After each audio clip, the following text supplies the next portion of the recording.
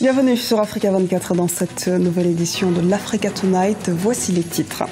Le chef de l'État nigérian Muhammadu Buhari vient d'achever une visite officielle de 2 jours au Cameroun. Un voyage axé principalement sur des questions sécuritaires, les deux pays étant sous la menace du groupe État islamique en Afrique de l'Ouest. Burundi, les experts de l'Union africaine se déploient avec beaucoup de retard. Mandaté en juin dernier, l'autorisation par les pouvoirs publics burundais n'a été obtenue que ce mardi. Les précisions à suivre dans ce journal. Et puis la revalorisation des salaires de l'administration publique gabonaise va-t-elle entraîner une inflation des prix? Nous verrons que la question fait débat depuis que le salaire des fonctionnaires a été augmenté de 30% le 25 juillet 2015. La visite officielle du président nigérian au Cameroun a pris fin ce jeudi. La mutualisation des moyens contre le terrorisme a été entérinée. Les présidents Paul Biya et Muhammadu Buhari ont également exprimé leur soutien à la force d'intervention multinationale mixte en création. Les explications de Birama Saonera. La montée en puissance et la récurrence des attaques terroristes kamikazes de Boko Haram préoccupent les chefs d'État nigérians et camerounais. À la faveur de la visite de Muhammadu Buhari à Yaoundé, sa toute première dans la capitale camerounaise, les deux dirigeants ont échangé longuement sur les questions sécuritaires. Pour le président Paul Biya, les conséquences des actes de cette secte djihadiste affiliée au groupe État islamique nécessitent plus de fermeté et de collaboration. Ces exactions et ces crimes compromettent la paix sociale autour du lac Tchad et particulièrement dans nos deux pays.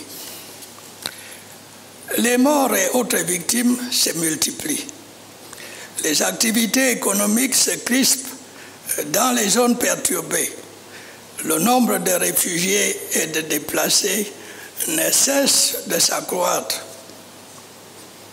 Nous ne pouvons pas laisser cette gangrène prospérer.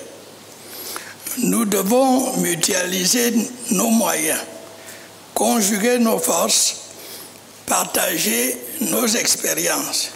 Taxé de laxiste dans la guerre contre Boko Haram par de nombreux observateurs, le Nigeria souhaite aujourd'hui faire bonne figure. Muhammadu Buhari, au pouvoir depuis 2 mois seulement, a réitéré son engagement à vaincre le groupe terroriste dirigé par Abubakar Shekau. Permettez-moi de vous assurer de la poursuite des efforts inlassables que je mènerai pour maintenir l'intégrité territoriale du Nigeria, protéger les vies et les biens de nos citoyens, ainsi que mon engagement à continuer à collaborer avec le Cameroun et nos voisins dans le cadre de la commission du bassin du lac Tchad.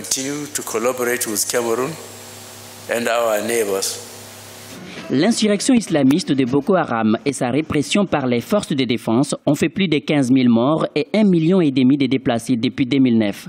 Sur le terrain, les pays engagés dans ce conflit attendent toujours le déploiement de 8 700 hommes de la force multinationale, dont le commandement sera basé à N'Djamena, la capitale tchadienne. En substance, le Cameroun et le Nigeria ont donc convenu d'une coopération militaire dans la lutte contre Boko Haram. On connaît désormais le calendrier de déploiement de la force multinationale. Le gros des contingents et des troupes va être déployé progressivement tout au long du mois d'août. Écoutons à ce propos le président du Nigeria.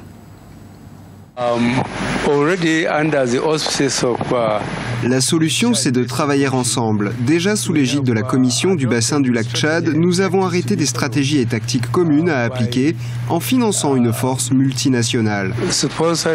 Et chaque pays de la sous-région devra contribuer. Cette structure sera en place dès la fin de ce mois.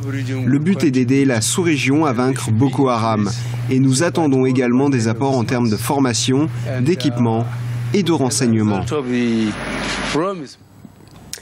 Le chef de l'État guinéen Alpha Condé est arrivé ce jeudi après-midi à Bata, en Guinée équatoriale, pour une visite d'amitié et de travail.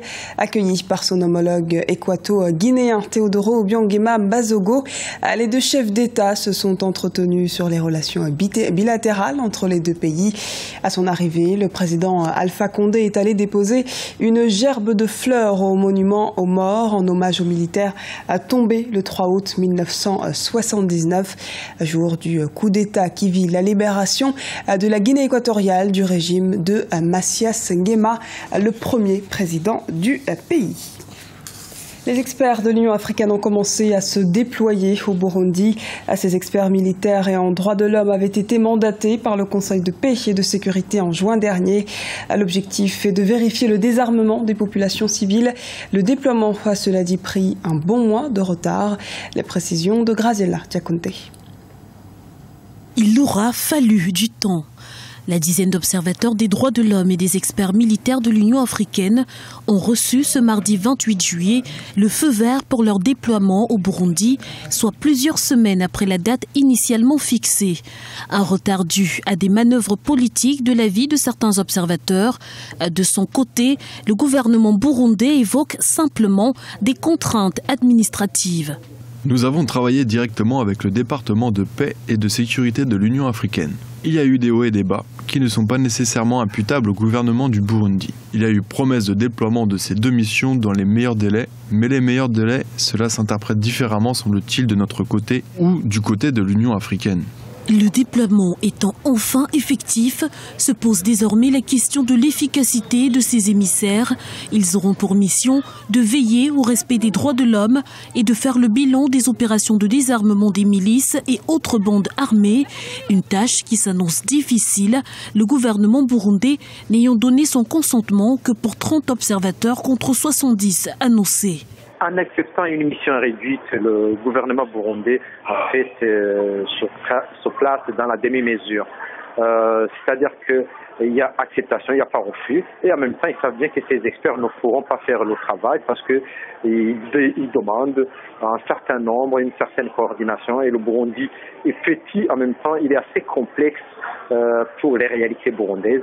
Rappelons que ce déploiement s'inscrit dans le cadre du suivi des dispositions du communiqué adopté par le Conseil de paix et de sécurité et vise à faciliter l'aboutissement des efforts de règlement de la crise provoqués par la candidature du président Pierre Nkurunziza à un troisième mandat. Peine capitale pour un des fils de Muammar Kadhafi, Saïf el-Islam, considéré comme l'héritier politique de l'ancien guide libyen, a été condamné par un tribunal de Tripoli ce 28 juillet. Les associations de droits de l'homme s'inquiètent de cette décision judiciaire. Les précisions d'Arwa Barkala. Saïf el-Islam, condamné à mort par contumace, le fils de Muammar Kadhafi a été reconnu coupable d'assassinat et de corruption par le tribunal de Tripoli. Avec lui, 8 autres hauts responsables de l'ancien régime ont écopé de la même peine. Toujours retenu par les milices de Zintan dans l'est du pays, l'ancien héritier du colonel Kadhafi n'a pu assister à l'audience qui se tenait à Tripoli. La condamnation de Saïf el-Islam représente une sorte de carte de pression de la part du gouvernement de Tripoli à l'égard de la communauté internationale, en l'occurrence les Nations Unies, qui en ce moment parrainent les pourparlers de paix entre les deux factions, Fajr Libya et le gouvernement de Tripoli d'un côté, le Parlement reconnu par la communauté internationale de Tobrouk de l'autre côté, et qui, rappelons-le, a désigné général Haftar en tant que chef de l'armée nationale libyenne, non reconnu par Tripoli. Mais aussi, cette condamnation-là, elle envoie un message fort aux congénères de Kadhafi, surtout ceux qui sont exilés dans les pays voisins, notamment en Égypte et la Tunisie, qui seront poursuivis un jour ou un autre. Accusé de crimes contre l'humanité par la CPI, la Cour pénale internationale, l'ancien héritier du colonel Kadhafi fait l'objet d'une demande d'extradition depuis 2011. Le tribunal de Tripoli a déjà condamné à mort l'ancien premier ministre de Kadhafi, Baghdadi el-Mahmoudi, et son ex-chef des renseignements, Abdallah Senussi. Alors une porte de sortie pour Saïf el-Islam est envisageable, mais ce sera très difficile vu que ce dernier est retenu chez la ville tribu de Zintan, qui elle aussi l'utilise comme une carte de pression sur le gouvernement de Tripoli et la communauté internationale. La faction de Fajr Libya qui est ralliée au gouvernement de Tripoli, elle a maintes reprises essayé d'obtenir Saïf el-Islam pour le juger en vain. Rappelons aussi que Zintan s'est rallié avec le général Haftar dans son opération Al-Karama contre les forces de Fajr Libya depuis l'été dernier. Et qui, par ce procès en contumace de Saïf el-Islam, sème encore la confusion sur ce qui fait quoi ou qui tire les ficelles pour tirer le maximum de profit sur cette affaire qui risque de durer encore plus longtemps. Pour le moment, seule la CPI et les organisations humanitaires ont réagi à cette condamnation. L'autre frère de Saïf el-Islam, Saadi Kadhafi, attend toujours son jugement. Le nouveau système de rémunération des fonctionnaires est en débat au Gabon. D'une part, certains avancent que cela pourrait engendrer une inflation sur les prix du marché. D'autres, en revanche, estiment que ce risque est minime. Les précisions dans ce reportage de Douglas Toutoum, notre correspondant au Gabon. La révalorisation salariale rimera-t-elle avec l'augmentation des prix de produits de première nécessité au Gabon? Dans ce pays d'Afrique centrale, le salaire de 82 000 fonctionnaires a connu une hausse de près de 30%. Une situation qui pourrait, selon certains analystes, entraîner une inflation des prix sur le marché. Pour le gouvernement, lutter contre l'inflation est l'affaire de tous. L'objectif de l'augmentation des salaires étant l'amélioration des conditions de vie des fonctionnaires. La lutte sur l'inflation, c'est nous tous. La lutte sur l'inflation, bien sûr, c'est le gouvernement, mais c'est à nous, évidemment, de surveiller également nos consommations. L'objectif de cette augmentation aussi est de relancer l'économie. Mais il s'agit que nous soyons tous vigilants, que chacun veille à acheter au bon prix, veiller à ce que les commerçants, évidemment, ne commencent pas à augmenter les prix. Pour certains spécialistes, les risques d'inflation sont minimes. Mais ils proposent néanmoins des opérations de terrain de la Direction générale de la concurrence et de la consommation pour un meilleur contrôle. En principe, il n'y a pas risque d'inflation pour au moins 2 raisons.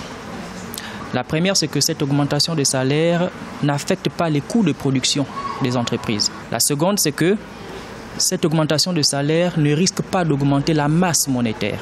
Cependant, il se peut que cette augmentation de salaire conduise certains commerçants véreux à augmenter les prix tout azimut.